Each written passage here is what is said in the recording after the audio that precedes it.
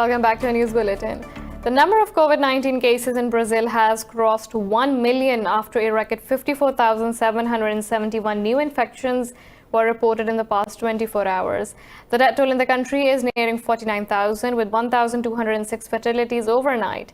In the US, 678 more people have died, taking the toll to over 119,000. Globally, the death toll has exceeded 459,000, while the infections have crossed 8.6 million. Further details in this report. The coronavirus cases are accelerating, especially in the regions of America, South Asia, and Middle East. Mexico's death toll has surpassed 20,000 after 647 new fatalities, while it recorded over 5,000 cases in the last 24 hours. Authorities in Mexico City have delayed a planned reopening of the economy. In the U.S., Oklahoma's Supreme Court has rejected the petition asking everyone to wear a face mask at President Donald Trump's rally in Tulsa this week. Meanwhile, the World Health Organization has warned the world is in a dangerous phase of the virus and must follow precautions. The world is in a new and dangerous phase. Many people are understandably fed up with being at home. Countries are understandably eager to open up their societies and economies. But the virus is still spreading fast. It is still deadly. Over in Italy, the National Institute of Health says sewage water from 2 cities contained coronavirus traces in December, long before the country's first confirmed cases. In the UK, chief medical officers have agreed to lower the COVID-19 threat level 1 notch. The COVID-19 alert level across the United Kingdom has moved down from level 4 to level 3, as recommended by the Joint Biosecurity Centre. The chief medical officers for England, Scotland, Wales and Northern Ireland have reviewed the evidence and agree with this recommendation. Elsewhere, South Korea has reported a record 67 overnight cases in about 3 weeks. Officials say 31 of the new cases came from overseas, while the rest were locally infected. Meanwhile, China's capital Beijing has recorded a further drop in new infections as tightened measures to contain the spread remain in place. Pakistan has recorded its highest single-day deaths as 153 people died from the coronavirus in the past 24 hours, raising the tally to 3,382. The health ministry said 6,604 new cases have been reported since yesterday, bringing the total count to over 171,000. The ministry said over 63,500 patients of coronavirus have recovered so far, while there are nearly 104,800 active cases in the country. It said the province of Sindh has reported over 65,000 cases, while Punjab has reported over 64,000 cases so far. Meanwhile, Pakistan's Prime Minister Imran Khan has announced to partially open the country's airspace for international flights.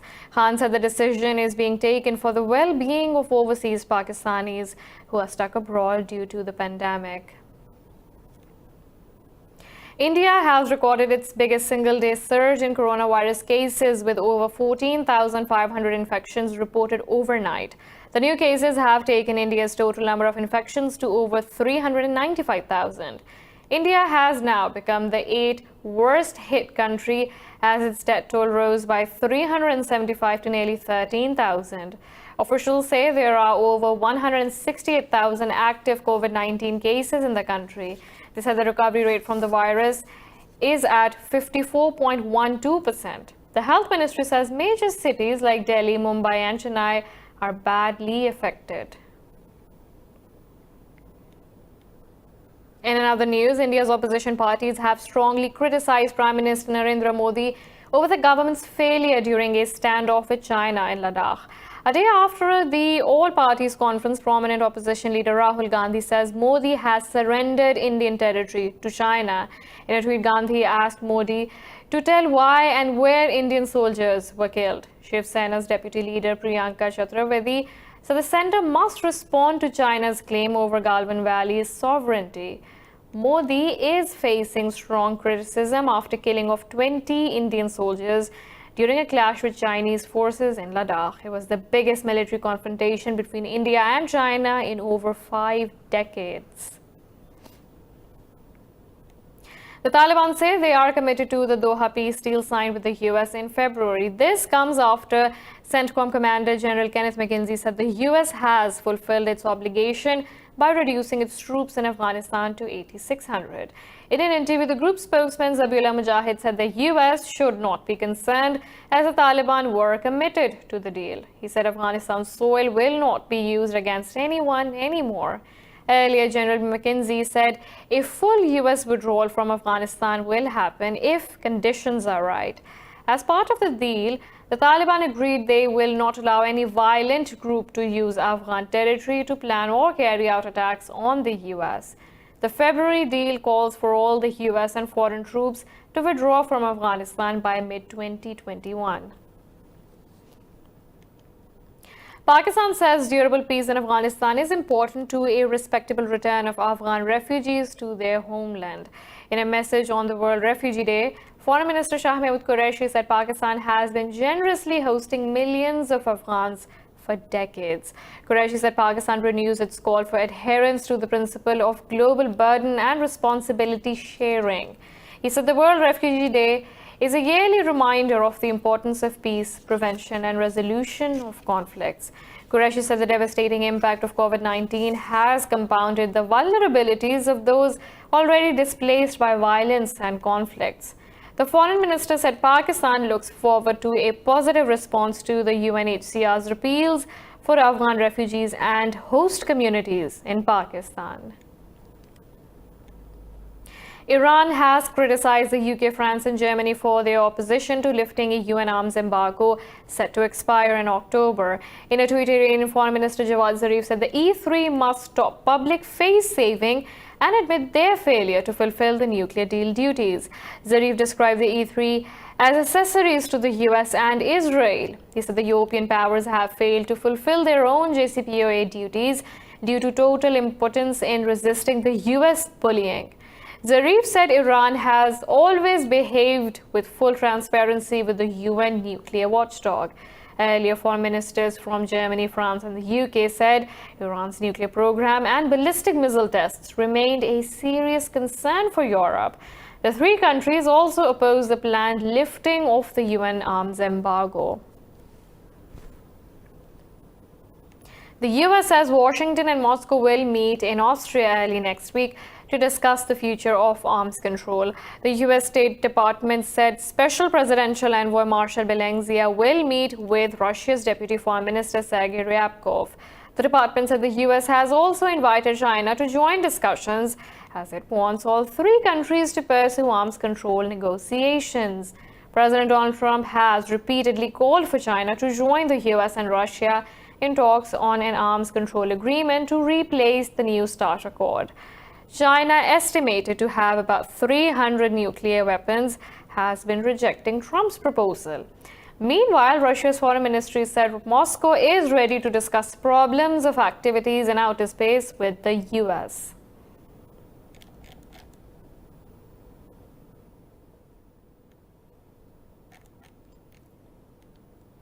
The Council of the European Union has decided to extend economic sanctions against Russia over the illegal annexation of Crimea. At a news conference, German Chancellor Angela Merkel criticized Russia for not taking sufficient steps to implement the Minsk agreement. Meanwhile, in a statement, Estonia's Foreign Minister Urmas Rezaanlu said the decision demonstrates bloc's unwavering support to Ukraine's integrity.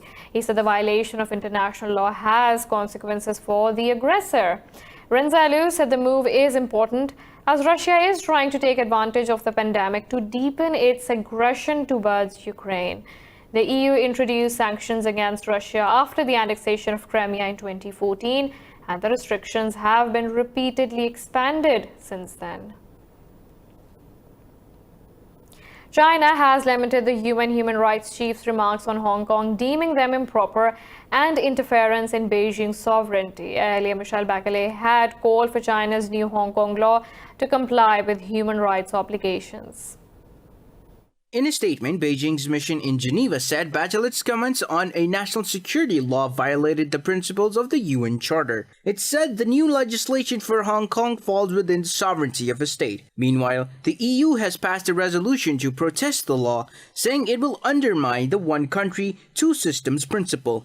The resolution called for taking the matter to the International Court of Justice while urging Brussels to use its economic leverage against Beijing. Meanwhile, U.S. Secretary of State Mike Pompeo said Washington in future will treat Hong Kong as a Chinese city rather than an autonomous one. Speaking at a virtual conference, Pompeo said Hong Kong's September elections will clarify Beijing's intention regarding territory's freedoms.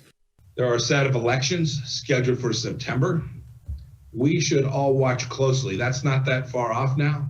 We should all watch very closely where those elections are permitted to take place in a free and fair fashion. To the extent those elections are delayed, postponed, canceled, or somehow not treated in a way that is fair and open, I think that will tell us everything we need to know about the Chinese Communist Party's intentions with respect to freedom in Hong Kong. Pompeo said the U.S. is working through a decision-making process over who will be held accountable for curbs to the city's freedom. North Korea is gearing up to send propaganda leaflets across its border with South Korea. State news agency KCNA said citizens are preparing mountain-high piles of leaflets denouncing Seoul and anti-Pyongyang defectors. It said North's reaction will make Seoul realize how offending the leaflet campaign is. Meanwhile, South Korea's Unification Ministry urged Pyongyang to immediately scrap the planned activity. On Friday, a defector group said it had scrapped a plan to send hundreds of plastic bottles stuffed with supplies via sea. Earlier this week, Pyongyang threatened military action against Seoul and blew up a liaison office over the campaign. We're now taking a short break, but stay tuned for more news.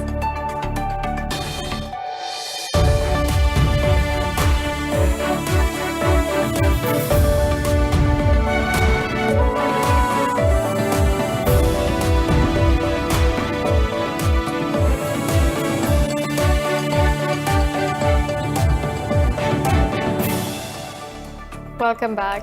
Palestine says the UN has adopted a resolution calling for accountability for any assault on human rights in the country's territories occupied by Israel. In a statement, Foreign Minister Riyad al-Maliki said the resolution by the Mission of Palestine won 22 votes of UNHRC member states. Al-Maliki said 8 member states voted against the resolution while 17 abstained. He hailed the supporters for their commitment to accountability for violations of international law. Al-Maliki accused Israel of increasing assaults on the Palestinians' rights amid its US-backed plan to annex portions of the West Bank. The resolution calls on all states to ensure they do not become involved in internationally unlawful conduct. Turkey says it has hit over 700 targets of Kurdistan Workers Party so far as part of its Claw Tiger operation in northern Iraq. During a visit to the Regional Operations Center, Defense Minister Hulusi Akar said Turkey has destroyed 150 caves and seized large amounts of ammunition. Akar said over 160 improvised explosive devices have also been eradicated in the area. Yesterday, the Defense Ministry said Turkish armed forces neutralized 4 more terrorists as part of the operation. Turkey launched operations Claw Tiger and Claw Eagle this week to ensure the safety of people and borders. The Arab League has announced a plan to hold an urgent virtual foreign ministers meeting to discuss the escalating conflict in Libya. The meeting at Egypt's request comes as fighting continues between Libya's rival administrations. Arab League Deputy Head Hussam Zaki said coordination is underway with the current session's head to determine the meeting's date. Cairo, which backs forces of renegade commander Khalifa Haftar, is pushing for a peace deal in Libya. Earlier this month, Egypt proposed an initiative calling for a ceasefire and peace talks. Libya has been mired in chaos since 2011, uprising that toppled and later killed longtime dictator Muammar Gaddafi. Thousands have taken to streets across the U.S. to demand racial justice on Juneteenth holiday that marks the end of slavery in the country. In Washington, D.C., protesters tore down and set ablaze a monument of Confederate General Albert Pike. In Atlanta, protesters marched on the Georgia state capitol, while demonstrators gathered outside the Lincoln Memorial in Washington. Over in North Carolina, 2 activists toppled 2 Confederate statues erected on the ground of the state capitol. Meanwhile, one of 3 police officers involved in Breonna Taylor's shooting is set to be terminated, while the other 2 remain on administrative reassignment. Elsewhere in Oklahoma, veteran civil rights activist Reverend Al Sharpton criticized President Donald Trump during a rally in Tulsa. Sharpton said Trump failed to address the racial gap in the U.S.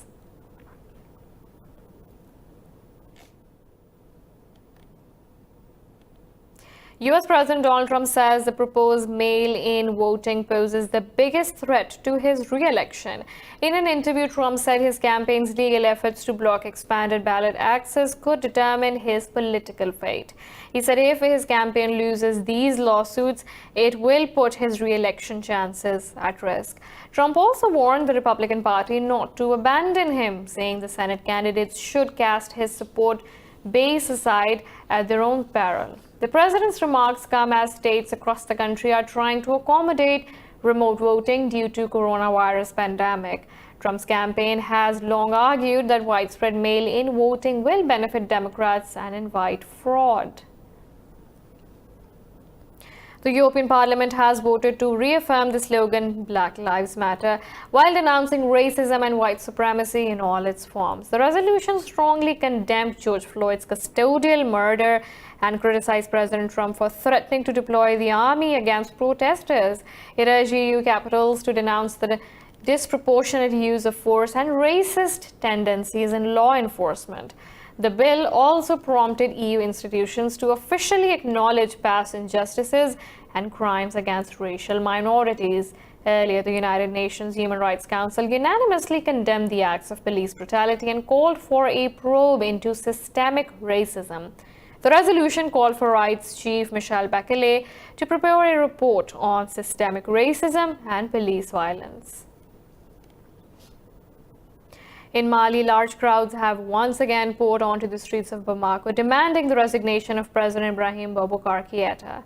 Mali's newly formed alliance of the main opposition parties and civil society groups organized the demonstration. Protesters demanded political reforms, condemning the president's mishandling of many crises plaguing the country.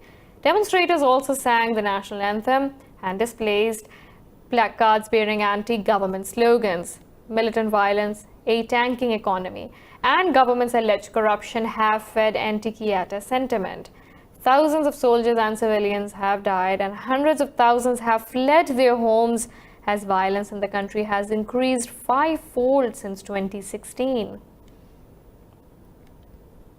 For Syrian refugees crossing Turkey to enter Greece is a huge task as they face Greek authorities pushing them back. But even once they somehow manage to enter Greece, their problems are far from over. Let's find out more in this report.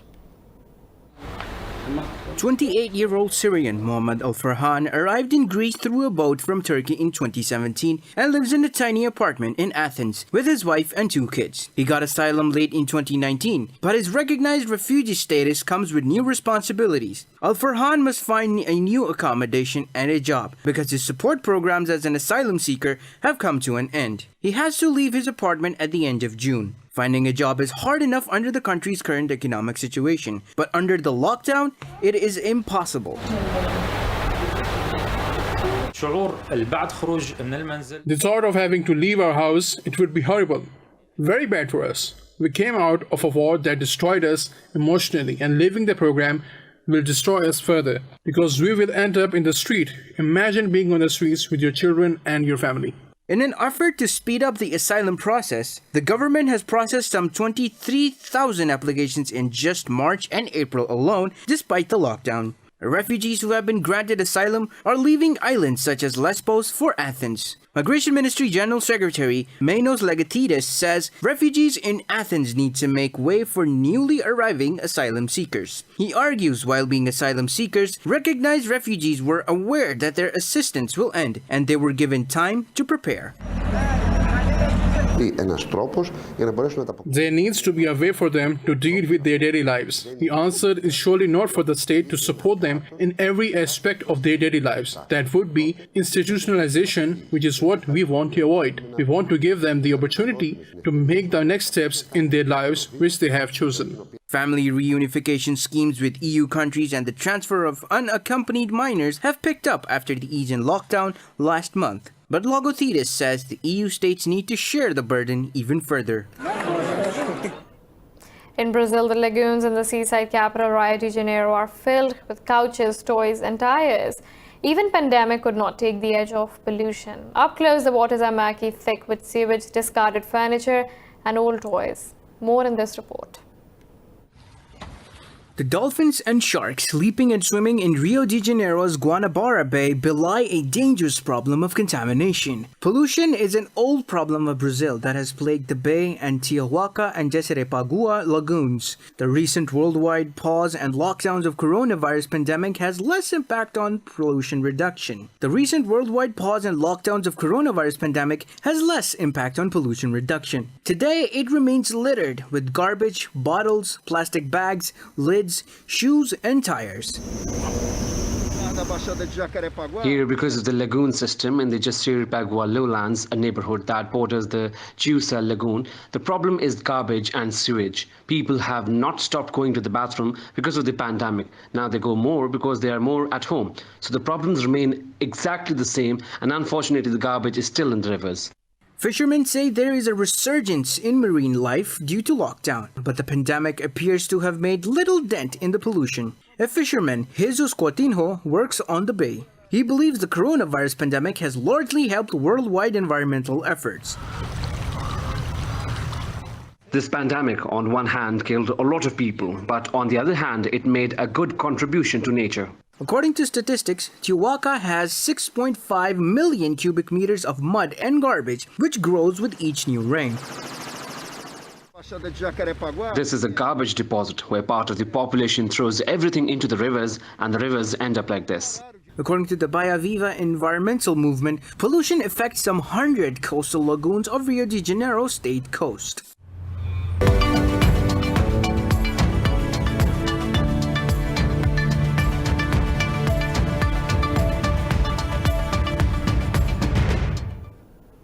Seven major European investment firms have threatened to pull money out from Brazil over the surging destruction of the Amazon rainforest.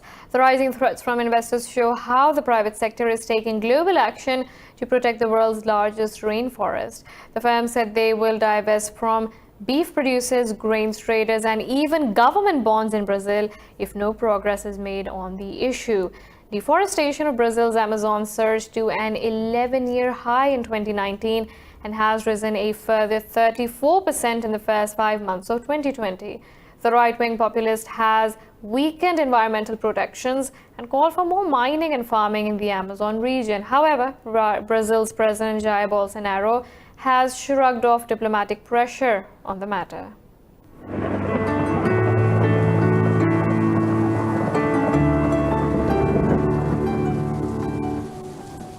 Now let's look at the weather from around the globe.